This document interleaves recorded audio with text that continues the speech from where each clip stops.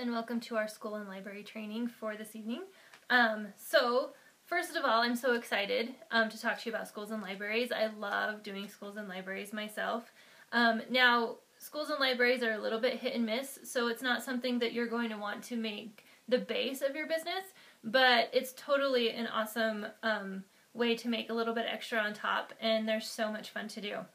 So if you're wanting to work with schools and libraries, the first thing that you're going to need to do is to get your educational consultant. So you will actually order the kit, and you can do that under the business supplies. It's not that expensive. And then you'll want to take the test. And you can actually even read the educational consultant manual online before your kit even arrives. And that way you can take the test. And it's a really easy test. It is timed, but it's completely open book. As long as you read the consultant manual, or the educational consultant manual, you'll be able to do it so easy. So once you've actually become an educational consultant, then you can look to see if the schools you want to be working with have already been listed. And you can do that on your back office homepage. Under the school and library listings, you'll be able to type in the zip code of the school or the name of the school or the area that the school is in. And if it is listed, then it will tell you. If it is not on the list, then it has not been listed by another consultant, and it's fair game so that you can work with that school or that public library too.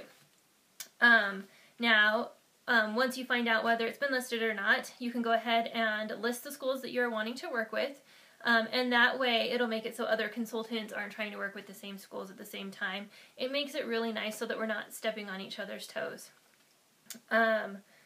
And then it's time to pick up the phone and start calling.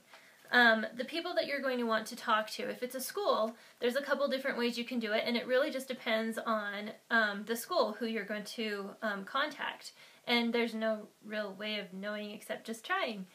So you can talk with the principal, you can talk with their form of PTA or PTO president, you can talk with their media specialist, you can also talk with their special needs director. Any of those people are great people to contact. One of the great things when you're calling them to see if you can set up an appointment, the appointments only take about 15 minutes, but one of the cool things to mention is that it's just 15 minutes to tell them how they can get free books for their school. Knowing that the appointment is to get free books for them really makes it nice for them personally, and it will make them want to meet with you. The other nice thing to mention is that you're a local educational consultant. They're not working with someone who's clear out of the area that's going to be hard to get in touch with later. It's someone local, and they're helping their local neighborhood by meeting with you. Once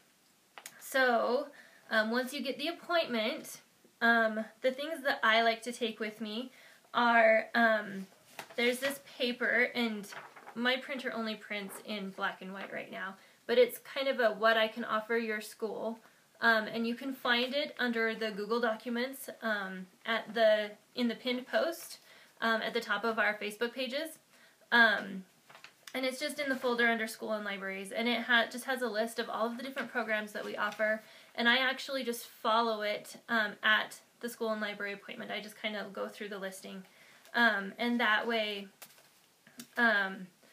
it keeps me on track as I talk with the school and the librarian or whoever I'm talking to. The other thing I like to take is this little pamphlet on working with schools and libraries. This is a really colorful pamphlet that just goes through all of the basics of our different programs. And this I leave with them. It is really just kind of a general outline of everything. There's not any really specific percentages as much. Which is why the other document that you can print off has a little bit more detail, and so you can give that to them as well. And you can kind of choose whether you want to do one or the other or both. It just depends on what you want. So I kind of like to take both. Also, you're going to want to take one of our school and library catalogs so that you can give it to them. And then I also take a second one for me to look through, and that way if they do have specific needs right at that point, I don't have to take their catalog from them to find what I'm looking for and then show it to them. I can just kind of find it and flip through my own catalog. So I like to take two with me, and then I leave one with the librarian. I also take a selection of books so that they can see kind of a variety. I make sure that one of them is a library-bound cover so that they can see the quality of our library bindings. And then depending on if it's an elementary school, I don't generally take as many young adult books. I kind of try and keep it tailored a little bit more to what a school or library would be wanting.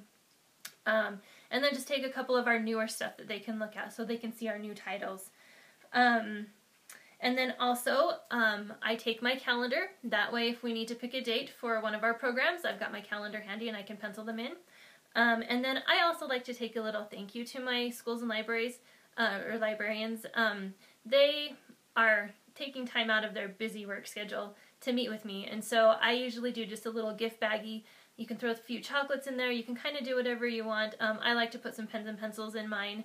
I figure that's something that they will use a lot. Some people will take a little baggie of donuts, you know, just whatever you want. Just a small thank you for them. I've even given a little $5 book as a thank you gift before.